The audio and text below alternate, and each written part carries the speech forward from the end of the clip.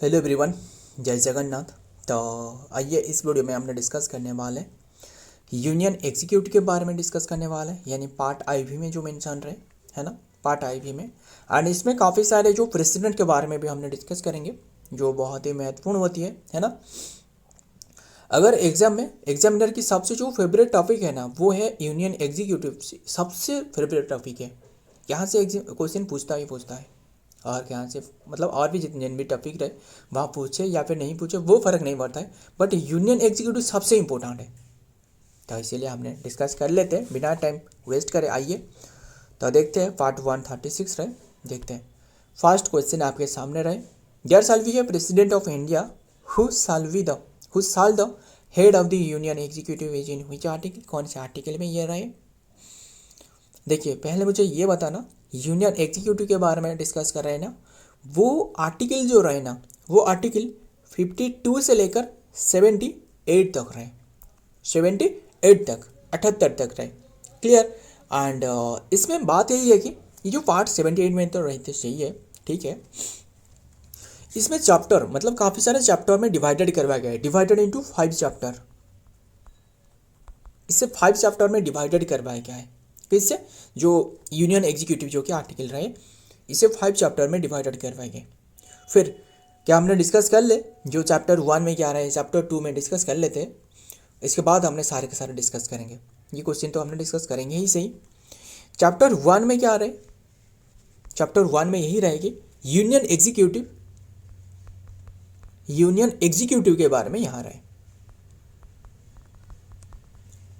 Union executive, आप पूछोगे union executive की कैसे बात कर रहे हो, अभी तो हमने यूनियन एग्जीक्यूटिव के बारे में ही डिस्कस करा। ये यूनियन एग्जीक्यूटिव में जो प्रेसिडेंट रहे, ध्यान में रखना, प्रेसिडेंट, वाइस प्रेसिडेंट अभी के टाइम में जो सीपी राधाकृष्णन, जो चिन्ना स्वामी पुन्नुस्वामी राधाकृष्णन जो रहे है ना, एंड पीएम रहे। क्लियर, इन्होंने रहे, यानी अभी के टाइम में जो ये सारे के सारे बात है, ये सिर्फ यही नहीं, और जो क्या रहे, जो सेंट्रल जो ऑफिस ऑफ मिनिस्टर रहे, इनके बारे में यहाँ भी मेंशन रहे। एंड जो अटॉर्नी जनरल है ना, कंट्रोलर ऑडिटर जनरल जो रहे, एंड अटॉर्नी जनरल रहे, इसके बारे में मेंशन रहे। अटॉर्नी जनरल की एजी जो रहे, अटॉर्नी जनरल आर्टिकल पूछे तो 76 में रहे। कैसे भी याद रखेंगे वो भी हमने आपको बता दी। वो जो 7 ऐसे 76 रहे ना, तो 7 को और थोड़ा सा घुमा देना, यहाँ एक हो गया ना, एजी दिख रहा है आपको, एजी तरह हो गया, एजी खत्म, अटॉर्नी जनरल, ऐसे याद रखना है हमें। तो ये चैप्टर 1 में क्या रहे, यूनियन एग्जीक्यूटिव पार्ट, जो कि यूनियन एग्जीक्यूटिव यानी प्रेसिडेंट, वाइस प्रेसिडेंट यानी पीएम, एंड मिनिस्टर जो रहे, एंड अटॉर्नी जनरल, इनके बारे में मेंशन रहे। क्लियर। फिर चैप्टर हमने 2 पर आते हैं। चैप्टर 2 में क्या मेंशन रहे, पार्लियामेंट के बारे में। पता ही होगा पार्लियामेंट के आर्टिकल है ना, पार्लियामेंट के बारे में आर्टिकल कौन सी में रहे, आर्टिकल 79 से लेकर 122 तक रहे पार्लियामेंट में, पार्लियामेंट के बारे में। क्लियर। इसके बाद इससे पहले क्लियर कर लेते ना, पार्ट 2 तक हमने डिस्कस करी थी, और क्या रहे पार्ट 2 तक तो हमने डिस्कस करी, जो चैप्टर 2 तक। अब देखते हैं चैप्टर 3 में क्या मेंशन रहे। चैप्टर 3 में यही रहेगी यूनियन जुडिशियरी के बारे में।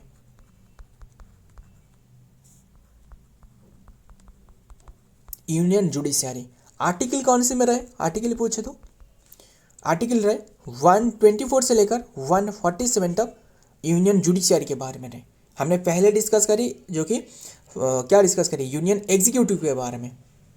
क्लियर, यूनियन एग्जीक्यूटिव के बारे में चैप्टर 3 में तो नहीं, ये चैप्टर 4 में रहे ना। आर्टिकल 3 में क्या रहे, आर्टिकल 3 में रहे लेजिस्लेटिव पावर के बारे में, ध्यान में रखना। ये जो हमने लिख दी थी ये आर्टिकल 4 में रहे। आर्टिकल 3 में क्या रहे, legislative power of the president, legislative power of the president. बता सकते हो कौन से आर्टिकल में रहे, वो कौन से आर्टिकल में रहे, 1 2 3 है ना, 1 2 3 ये legislative power of the president के बारे में, जो जिसे कहा जाता है ordinance power. Ordinance power governor की पूछे तो वो ऐसे ये ऑर्डर में रह रहा है 1 2 3, ये क्या दिख रहा है ऑर्डर में, ऑर्डिनेंस पावर ऑफ प्रेसिडेंट। कैसे याद रखना है वो आपको बता रहा हूँ। गवर्नर के जो रहे 2 1 3, यही है, ये जितना भी डिजिट रहे वो भी वही है, यानी 2 1 3, 1 2 3, ये 2 1 3, खत्म, ऑर्डिनेंस पावर। है ना। और एक होती है पार्डोनिंग पावर, पार्डोनिंग पावर भी आपको बताऊंगा। पार्डोनिंग पावर जो कि 72 में प्रेसिडेंट की होती है ना, 72 में, एंड 161 में जो कि गवर्नर की होती है। ध्यान में रखिएगा, काफ़ी बातें रहे, वो एक एक करके डिस्कस करेंगे।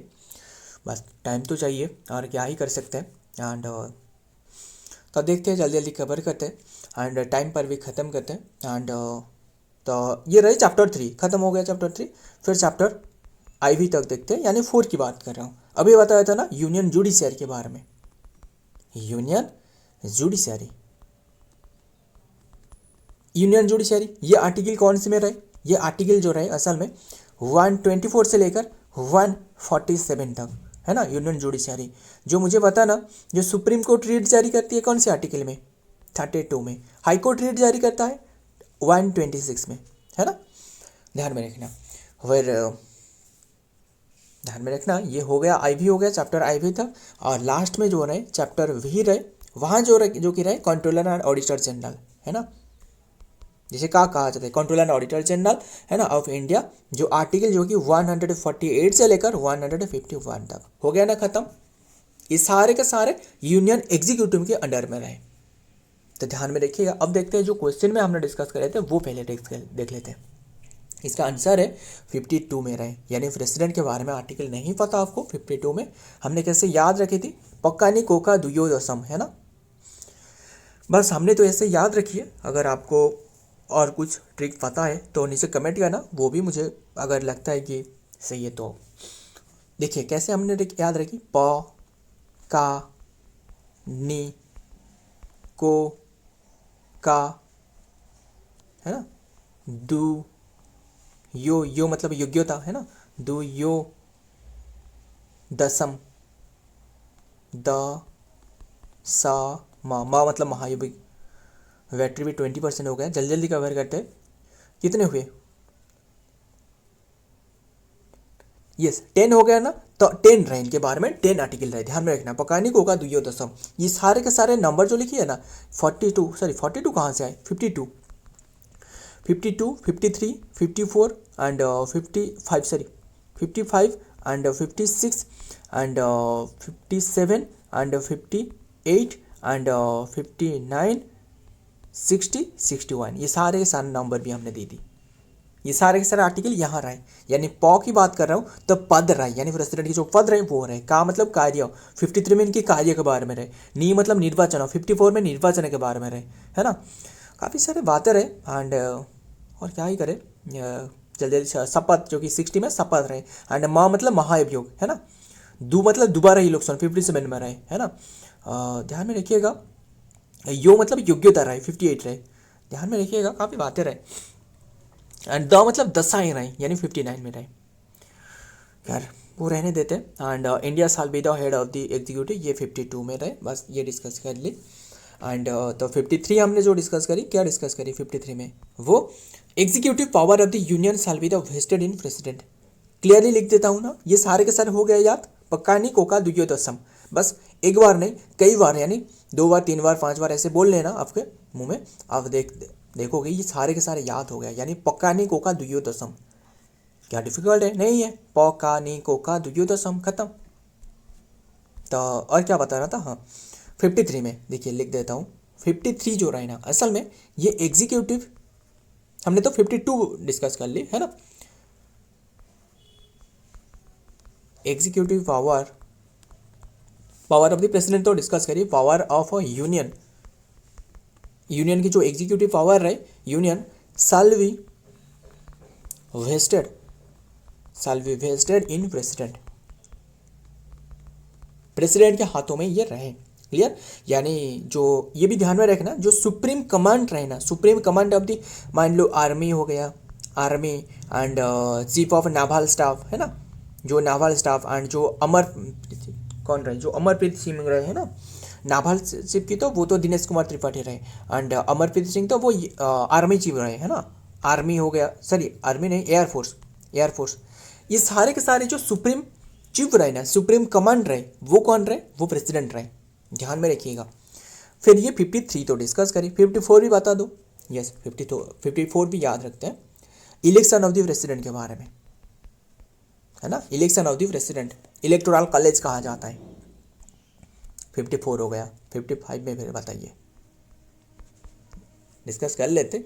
Manner of the election, manner of election, कैसे इलेक्शन किया जा सकता है, क्लियर। आगे देखते हैं। The provision starting there shall be a president of India is the article 52 and then the file the 53 जो specify the executive power of the president के बारे में बस ध्यान में रखना। 53 ये सारे लिखी गई है, ध्यान में रखना। ये भी सारे PDF आपको नीचे जो टेलीग्राम चैनल देख रहे हो यहाँ आपको मिलने वाला है, ध्यान में रखना। Term of the president is in which article, term जो रहे प्रेसिडेंट की वो 56 ईयर रहे, यानी option A is the right answer. 56 year नहीं, 56 आर्टिकल में रहे। फिर मुझे बताना 57 में क्या मेंशन रहे। 57 रहे एलिजिबिलिटी ऑफ द री इलेक्शन ऑफ द प्रेसिडेंट,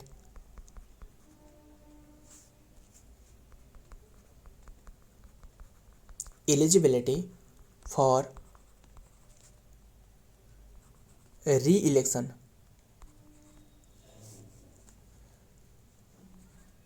री इलेक्शन है ना, ऐसे नहीं एलिजिबिलिटी ऑफ द री इलेक्शन ऑफ प्रेसिडेंट, ये मेंशन रहे, क्लियर। आर्टिकल कौन सी में रहे, आर्टिकल जो कि 57 में, क्लियर, री इलेक्शन के बारे में। 58 में क्या रहे, qualification of election of president, qualification के बारे में, क्लियर। एंड एज कितना होना चाहिए, एज होना चाहिए 35, है ना। सबसे यंगेस्ट प्रेसिडेंट वाले पूछे तो वो अभी के टाइम में जो यानी जो द्रौपदी मुर्मू मैम रहे वो रहे, ध्यान में रखना। फिर आर्टिकल 58, 59 में क्या रहे, condition of office of the parliament, condition of office of the parliament, sorry office of the parliament कहाँ से आई, प्रेसिडेंट, ध्यान में रखना। 59 हो गया। एंड 60 लास्ट जो रहे, 60 में क्या रहे, वो ओथ एंड जो अफर्मेशन रहे, है ना। पक्का नहीं कोका दुयो द सा मतलब शपथ रहे। 60 में शपथ के बारे में बात कर रहे हैं, क्लियर, शपथ के बारे में ध्यान में रखिएगा। ओथ ऑफ द जो प्रेसिडेंट, एंड ये बताना जो प्रेसिडेंट की ओथ रहे ना वो किसके द्वारा ली जाती है, जान क्यों ना, chief justice of India, chief justice of India. If there is not available chief justice of India then senior most जजेस ऑफ द सुप्रीम कोर्ट, है ना। सीनियर मोस्ट जो जजेस रहे सुप्रीम कोर्ट की इन्हीं के द्वारा ली जाती है ना, ध्यान में रखना। The term of the office of the president of the is outline India article 56 में रहे, ध्यान में रखिएगा। आगे देखते हैं। एंड कितने ईयर, ये इंपॉर्टेंट है, ध्यान में रखना। वो states the president hold office for a term of the 5 year के लिए होल्ड कर सकते हैं।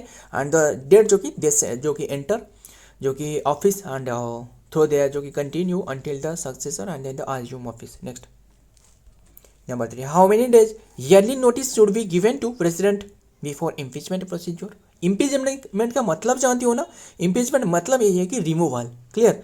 बट प्रेसिडेंट तो सबसे जो कि स्टेट जो कि नागरिक रहे, तो इसीलिए इन्हें जो कि रिमूवल नहीं कहा जाता है, इम्पीचमेंट कहा जाता है। प्रोसीड्योर ये जो रहे, इससे एक प्रायर जो कि नोटिफिकेशन दी जाती है प्रेसिडेंट को, वो 14 डे की एक प्रायर नोटिफिकेशन रहे। अभी के टाइम में खैर वैसे तो नहीं देखने को मिली इम्पीचमेंट के बारे में, तो ये आर्टिकल में रहे, यानी सॉरी आर्टिकल में रहे कॉन्स्टिट्यूशन में। जो इम्पीचमेंट जो कि 61 में महाभियोग जिसे कहा जाता है ना, 14 दिन की एक प्रायर नोटिस दी जाती है, ध्यान में रखिएगा। एंड ये तभी जो कि इम्प्लीमेंट होने वाले हैं जबकि मान लो जो आइदर ऑफ द हाउस, मान लो लोकसभा हो गया एंड जो राज्यसभा हो गया, दोनों हाउस की भी जो वोट दी थी वो लोकसभा और राज्यसभा दोनों ही दी थी, है ना, दोनों ने दी थी, जो कि लोकसभा और राज्यसभा दोनों ने वोट दी थी। एंड सिर्फ यही नहीं, जो विधानसभा मेंबर हो गया और भी काफ़ी सारे रहे, इन्होंने वोट दी थी। बट जो इम्पीचमेंट प्रोसीड्योर में इन्होंने लोकसभा और राज्यसभा दोनों की जो कम रहे हैं, दोनों की 50-50% रहे। ऐसे नहीं है कि लोकसभा कर सकता है, राज्यसभा के पास कम पावर नहीं, ऐसे नहीं है, दोनों की पावर 50-50% पावर रहे। फिर कैसे होने वाला है संभव, तभी संभव होने वाला है अगर जो कि ये जो इनिशिएटिव ले, यानी जो प्रक्रिया की जो शुरुआत रहे, तभी संभव होगा जबकि 1/4 मेंबर, यानी कोई भी हाउस की, मान लो लोकसभा हो या फिर राज्यसभा, ध्यान में सुना जो बता रहा हूँ, लोकसभा हो या फिर राज्यसभा हो, 1/4 जो कि पीपुल की साइन अगर मिल जाए तो ये इम्पीचमेंट प्रोसीजर जो कि आगे बढ़ सकता है, वरना नहीं बढ़ सकता है। हो गया ना clear. For the impeachment of the पास ये 14 डे की प्रायर डेट जो कि नोटिस है, मिनिमम 14 डे की प्रायर नोटिफिकेशन दी जाती है and written notice and must win the given in the president before the impeachment motion and then can be moved in either house of the parliament. ये देख रहा है ना, ये वर्ड्स इंपॉर्टेंट है, either house of the parliament. ऐसे नहीं है कि लोकसभा में ज़्यादा पावर नहीं. एंड विद द मतलब अक्सर स्टूडेंट ने ये सोचने लगता है कि लोकसभा में ज़्यादा पावर रहे तो लोकसभा ये कर सकते हैं, नहीं, राज्यसभा भी कर सकते हैं. With the notice and sign by the at least 1/4. देख रहे हो ना, ये वर्ड सबसे इंपॉर्टेंट है. 1/4 ऑफ द जो कि members of the house and आज डिटेल जो कि आर्टिकल 61 में ये मेंशन रहा है of the constitution. And this is the not a yearly requirement but the one time जो कि pre-request of the initiating the removal process and violation of the constitution. and president को तभी remove करी जा सकता है यानी इम्पीचमेंट करी जा सकते हैं जबकि कॉन्स्टिट्यूशन के खिलाफ में रहे, तभी, और वरना नहीं करी जा सकता है. अभी बात रहे the impeachment is removal procedure जो कि बॉरोड फ्रॉम व्हिच कंट्री, ये लाया गया है यूएसए. ध्यान में रखना, ये यूएसए लाया गया है. क्लियर. एंड ध्यान में रखिएगा 62 आर्टिकल में क्या आ रहा है. 61 तो डिस्कस करी ना, 62 बता ना. ये है time of holding election fill vacancy. अगर प्रेसिडेंट की रिमूवल हो चुकी है यानी इम्पीचमेंट हो चुकी है तो टाइमिंग जो रहे, कितने टाइमिंग के बाद फिर से री इलेक्शन करवाया जाएगा, वो बातें रहे 6 मंथ के बाद, है ना. And all member of the parliament जो कि इलेक्टेड, इसमें जो कि पार्टिसिपेट किसने करने वाला है रिमूवल प्रोसेस में, ऑल पार्लियामेंट जो कि पार्लियामेंट की जो इलेक्टेड हो गया. देखिए नॉमिनेटेड मेंबर भी जो कि पार्टिसिपेट करती है. मुझे बता ना, जो प्रेसिडेंट के द्वारा नॉमिनेटेड मेंबर रहे कितने के रहे बता सकते हो. 14 रहे, 14 रहे. फिर 14 आप पूछोगे, आपने तो सुनी थी 12 रहे. यस 12 इंडियन रहे और दोनों एंग्लो इंडियन अभी के टाइम में नहीं रहे. ध्यान में रखना ये बातें.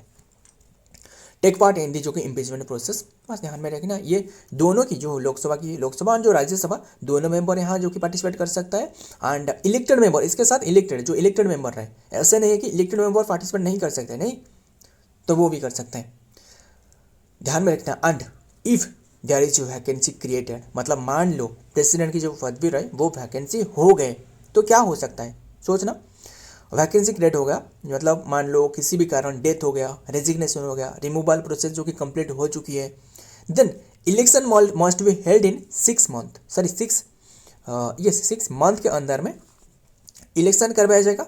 टिल तब तक जो मतलब vice president acting as the president. Clear. Vice president acting as the president. And if there is no vice president, यदि वहाँ वाइस प्रेसिडेंट नहीं है तो chief justice of the supreme court बन सकता है.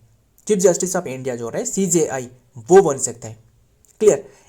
ध्यान में रखिएगा, काफ़ी बातें रहे. If there is no chief justice of India, ये क्वेश्चन एक पूछा गया था एग्जाम में, है ना. रिसेंटली भी हमने देखी है. कौन सी क्वेश्चन वो तो कौन सी एग्जाम वो तो याद नहीं आ रहा है. बस एग्जाम में पूछा गया था, क्या पूछा गया था कि अगर प्रेसिडेंट नहीं रहे तो प्रेसिडेंट के प्लेस में वाइस प्रेसिडेंट आने वाला है. अगर वाइस प्रेसिडेंट भी नहीं रहे तो इनके प्लेस में आने वाले चीफ जस्टिस ऑफ इंडिया. अगर चीफ जस्टिस ऑफ इंडिया भी नहीं रहे तो, है ना, किसी भी कारण के, ये ऐसा नहीं है कि किसी भी कारण के माध्यम में ऐसे एक देखने को मिला था, पता ही होगा कौन सी ईयर में, बताना. अगर चीफ जस्टिस ऑफ इंडिया नहीं रहे तो सीनियर मोस्ट जजेस of the India, senior most जो जजेस रहे, है ना, सुप्रीम कोर्ट की, वो बन सकता है.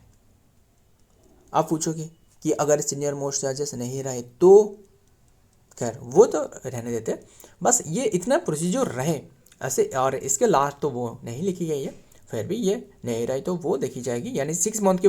फिर ये सारे के सारे जो रहे इन्होंने 6 मंथ तक ही होल्ड कर सकता है, ज़्यादा दिन तक नहीं, है ना. देखते हैं द इम्पीचमेंट प्रोसीजर जो कि बस आगे देखते हैं. 1.5 साल भी है. Vice president of India is in article 63 में रहे. क्लियर. काफ़ी इंपॉर्टेंट है ये, इंपॉर्टेंट सारे के सारे आर्टिकल बहुत इंपॉर्टेंट है, मान लो. ध्यान में रखिएगा, देखते हैं आगे. एंड जो वाइस प्रेसिडेंट रहे ex officio chairman of the council of the Rajya Sabha, ये कौन से आर्टिकल में रहे, ये रहे 63 और क्या, सॉरी ये तो 64 में रहे. 63 तो हमने अभी डिस्कस करी जो.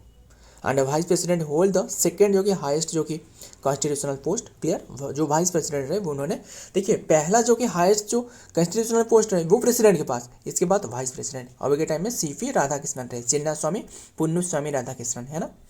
देखते हैं आगे, बस ये देख लेना. इलेक्शन ऑफ द प्रेसिडेंट, ये कौन से आर्टिकल में रहा है. इलेक्शन ऑफ द प्रेसिडेंट ये जिन article. Election of the president ये रहा 66 में इलेक्शन के बारे में. 67 में term of the office of the president, vice president, term of vice president. Clear. Office of the vice president, term of office, of the vice president. Clear, आगे देखते हैं।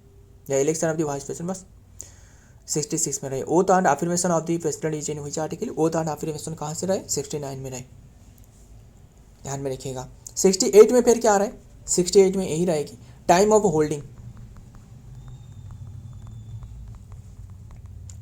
Time of holding. क्लियर, ध्यान में देखिएगा। And next देखते हैं oath और affirmation by president, बस ध्यान में रखना। आगे देखते हैं पार्डनिंग पावर ऑफ प्रेसिडेंट, ये कहाँ रहे? पार्डनिंग पावर अभी आपको बताया था 72 में। ये जो भी इंपॉर्टेंट है ना, ये सारे के सारे बहुत इंपॉर्टेंट है। मान लो एग्जाम में काफ़ी बार पूछे जा चुकी है, इसीलिए ये टॉपिक पर ज़्यादा हमने गर्व फरमाई, ध्यान में रखना। एंड गवर्नर बात करें, जो गवर्नर की पार्डनिंग पावर 161, अभी बताया था ना 161। एंड मुझे ये बताइए, अभी पता चलने वाला है कितना शिद्दत से आप ये वीडियो देख रहे थे। मुझे बताना, जो पार्डनिंग पावर तो डिस्कस करी, प्रेसिडेंट की ऑर्डिनेंस पावर बताना, ये बताना। एंड और एक रहे गवर्नर की ऑर्डिनेंस पावर, बता सकते हो? बता देता हूँ। ये 1 2 3 अगर आपको याद थे तो अच्छी बात है, अगर नहीं थे तो वीडियो कितना शिद्दत से देख रहे हो ये भी आपको खुद को पता चल रहा है ना। 201 में रहे, ध्यान में रखिएगा। एंड बस रहने देते, आगे देखते हैं। ऑर्डिनेंस पावर मतलब डेथ सेंटेंस को भी अवॉइड कर सकता है, किसने? प्रेसिडेंट के हाथ में रहे, और किसी के पास में रहे, प्राइम मिनिस्टर भी नहीं कर सकता है। जो कि extensive power of the union executive is in which article? Extensive power है 73 में, ऑप्शन सी 73 में, जो कि extensive power of the union executive is in which article? 73 में, बस 73 में रहे। सो फ्रेंड, आज की ये सारे के सारे क्वेश्चन रहे। अगर वीडियो पसंद आए तो वीडियो को लाइक करना, दोस्त के साथ शेयर करिएगा। मिलता हूँ और एक वीडियो में और एक इंपॉर्टेंट एम्स के साथ, तब तक के लिए जय हिंद, जय जगन्नाथ।